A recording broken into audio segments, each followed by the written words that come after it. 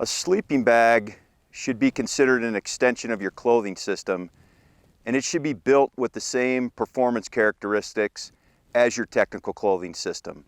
Ability to manage moisture, ability to keep you warm, durability, functionality. All those things should be thought about when you're looking to get a new bag or which bag to take on a trip. A sleeping bag is your last line of defense. It's your sanctuary from the cold, and it really does merit quite a bit of thought. But a sleeping bag does not generate heat on its own. This is kind of a bit of a misconception. What the sleeping bag does is it insulates what's inside the bag. So if I put something warm inside, it's going to keep it warm, and if I put something cold inside the bag on a warm day, it's going to keep that something cold. So that's really important to understand, because our bodies are the heat source that we are trying to insulate. So as our bodies put off this heat, the bag is trying to insulate that and almost act as a bit of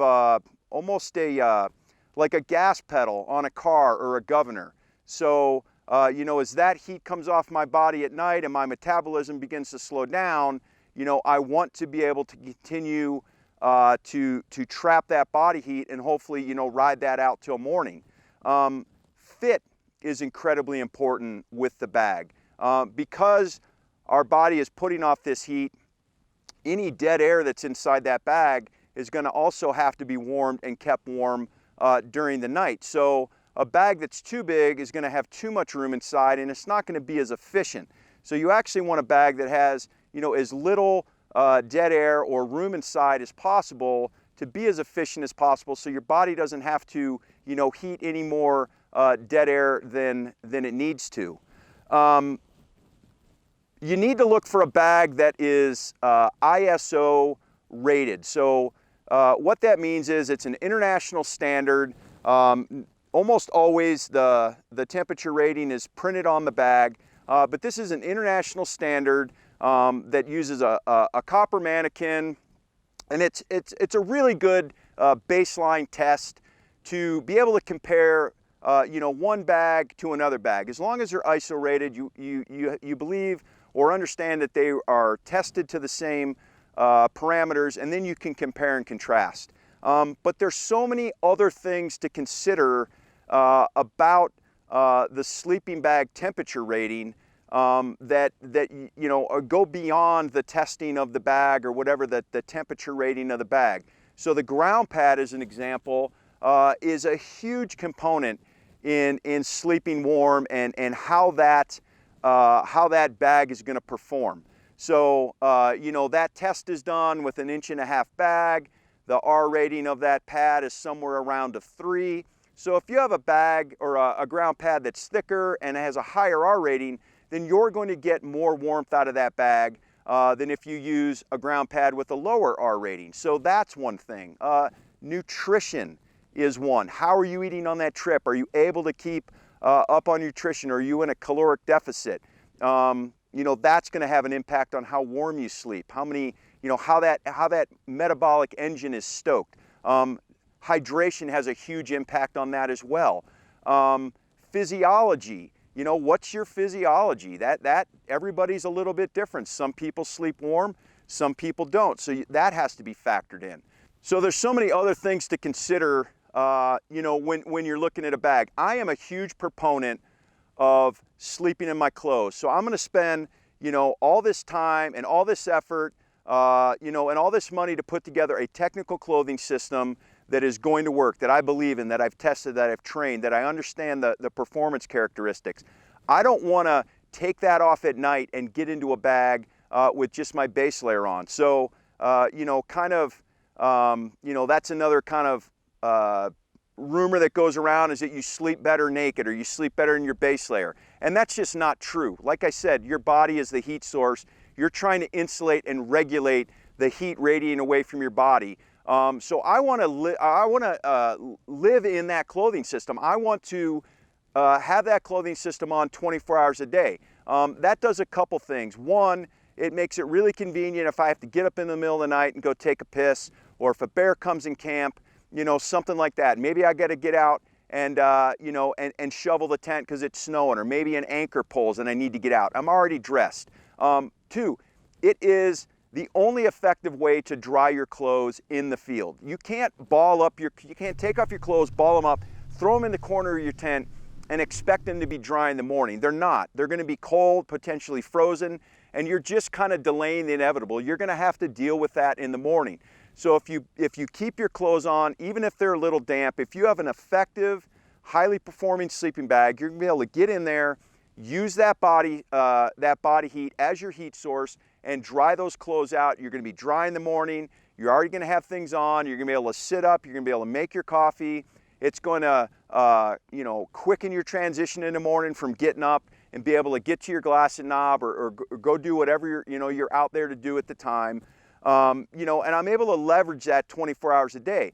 But also I want to try to leverage my sleeping bag as much as possible. And so if you look for some you know, specialized sleeping bags, some of them have a lot of multifunctional principles that, you know, you can utilize not just when you're sleeping. You know, this bag that I'm in, you know, I'm able to you know, unzip from the bottom, step out. I can walk to my glassy knob. I can do camp chores. I can glass right from my tent. I can drink my coffee. I have all these things. So I'm trying to you know, integrate as many things as possible into a holistic system. And you know, the sleeping bag is often overlooked as one of those key critical components. Now, as far as insulation, you kind of have two choices. You have, well, three. You have down, and you have traditional down and treated down. So treated down just has a water repellent treatment on it. That's really the only one I think is viable for, you know, most of what we do in North America, unless we're going to climb very high peaks. And then you have synthetic. I use synthetic 95% of the time. I don't have to think about synthetic. It performs when it's damp. If I'm going on a river trip or a float trip, if I'm going to coastal Alaska, Pacific Northwest, any of those kind of damper areas, synthetic is the way to go. You don't have to think about it. It's just going to keep performing.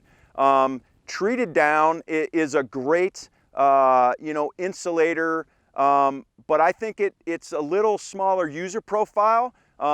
It definitely does well in more arid climates. It does well in warmer temperatures. And I think you have to have a little more experience to really kind of leverage a treated down bag across a wider you know, use profile. But the reality is, the more you go into the backcountry, you are going to begin to acquire multiple sleeping bags. You're going to have a down bag. You're going to have a couple synthetic bags. You're going to have different temperature ratings. You know, you're going to have a lot of different things. And then when you leverage that clothing system, you're going to begin to understand that, hey, I can take a 28-degree bag, I can wear this clothing system, and I can take that bag, you know, down to 10 degrees, or I can take that bag down to 0 degrees. But again, it's all going to depend on all those ancillary things that we talked about. You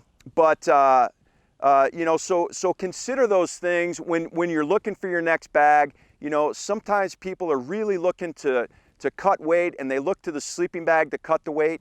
I think the sleeping bag is just too critical a piece of safety gear to really compromise, and I think it really demands you know, a lot of attention when you select which bag to take on your trip. So over the years, I've learned a few tips to be able to, you know, leverage my clothing system and a lighter weight sleeping bag with you know, a warmer temperature rating. I've been you know, able to figure out, you know, a few things to leverage these bags to allow me to carry a lighter bag, a bag that takes up less room in my pack, you know, and really I kind of have used kind of the 25 to 30 degree bags for, you know, the last probably 15, 20 years, you know, throughout North America and Canada. But, you know, here's a couple things, you know, to keep in mind. One, your ground pad is critical. They're not the most inexpensive product.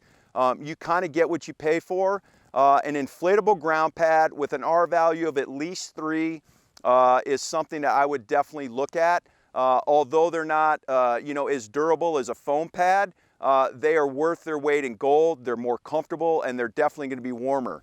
The other thing is, you always want to wear a beanie. That beanie is going to cap the chimney, so when you're in the bag, even if you've got the hood on the mummy bag on, you want to cap that chimney, because everything is kind of bundled up inside that bag, and if you don't have that beanie on, heat's going to escape out of the top. You want to get in the bag warm, so you don't want to be standing around freezing and then get in that bag, because again, your body has to warm up that air inside the bag. So if you can, walk around, do push-ups, do jumping jacks, do something to get in that bag warm, that is going to help. The other thing is, I try to eat right before I go to sleep. So I don't do that in my daily life, but I want to, pack as many, oak logs on the fire, so to speak, to stoke my metabolic engine and try to get me as many hours of warm sleep as possible. So I try to eat, that high-fat, calorie-dense meal right before I go to bed. I always dry my socks, so having dry feet, is critically important. I almost always wear a puffy jacket as well. So, I'm not going to wear the puffy jacket if the temperature warms up. I'm not going to get in the bag and sweat, but almost always with my clothing system, I've got a puffy jacket on, and that beanie. The next thing is, candy. Candy is king. So, how many times do you wake up in the middle of the night? You got to go take a leak at 4 a.m. You want 2 more hours of sleep, but you're starting to get cold. Well, the reason is that food you ate before you went to bed, those logs you put on the fire, just like your fireplace, they burn down. They're kind of glowing. They're there, but it's not that roaring fire. So you want to throw some quick burning pine logs on that fire. So, pick your favorite candy bar, indulge yourself. Have it in a pocket of your puffy, go relieve yourself, eat that candy bar. It's going to jack your metabolism right away. You're going to feel yourself warm up. You're going to be able to get in that bag and ride out that last couple hours of sleep. Now, if you've caught yourself out, the bag's too light, the conditions are a lot colder than you think, you really are kind of on the verge of being too cold, not able to sleep, you can take your stove, and before you go to bed, you can boil a liter of water, pour that liter of water back in your Nalgene bottle, and then, just unzip the bag and place that hot Nalgene bottle in the bag. So what you're doing is you're introducing an outside heat source. So as opposed to just relying on the metabolism of your body to warm up that dead air, you've introduced this hot water bottle, this exterior heat source. It's going to help warm that interior. If you've got cold feet, you can place it down at your feet. If you're a side sleeper, you can kind of cuddle it around your belly. If you have two and you think you need it, you can put 2 hot Nalgene bottles in there. I don't recommend doing it with a bladder. I've tried hydration bladders. They tend to leak, they tend to sweat, and they always make me a little nervous they're going to leak, but I've never had an issue with an Nalgene bottle. But anyways, consider these tips when you're trying to plan your next trip and you're looking at your weather and you're trying to select your kit, you're trying to select your clothing. Think about these tips for sleeping warm when the weather starts getting cold.